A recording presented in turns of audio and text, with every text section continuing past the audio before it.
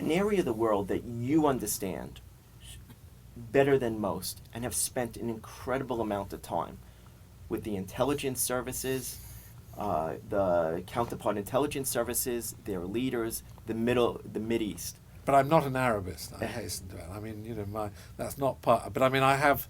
But you're a pragmatist. Yeah, and I've traveled a lot, and I've met most of the leaders of the Middle East. Yeah. What do you think the future of Syria, Libya, Iraq, and Yemen are? God, that's a massive question. Yeah. I mean, if I could provide you with the answer, you know, I wish I could. I mean, clearly the sort of Sykes-Picot agreement has effectively disintegrated. I mean, I think Syria, it's hard to see Syria having a future as a single country. But on the other hand, I mean, let's take the Kurdish issue. I don't think that Turkey, under any circumstances, will allow a Kurdistan, I mean, other than the Kurdish enclave. So, I mean, for example, you know, in Iraq, you have the KRG, which is effectively an autonomous Kurdish region, which technically remains part of the Iraqi state. And I think, and then you have now in northern Syria, Rojava, you know, the Syrian Kurdish enclave. They are virtually self-governing. And there is the complexity of oil revenues when you look at the KRG. I mean, i.e., they can't sell their oil on the open market.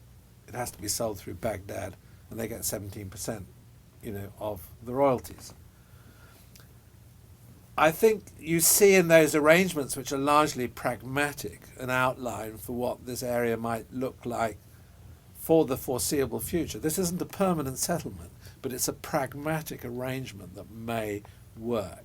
So if you take Libya, there are, you know, 3 separate enclaves essentially in Libya.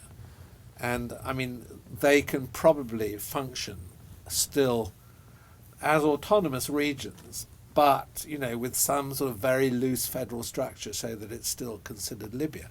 I mean, I think that to unstitch Sykes-Picot and create new countries creates greater complexity than you've got there already. So you probably have to stick with those arrangements, but look for sort of pragmatic enclaves. But I mean, I think Iraq actually is a somewhat simpler problem. And, you know, there's already a modicum of local arrangements whereby, you know, you have Sunni, Shia, Kurdish enclaves, but you still can talk more or less about Iraq.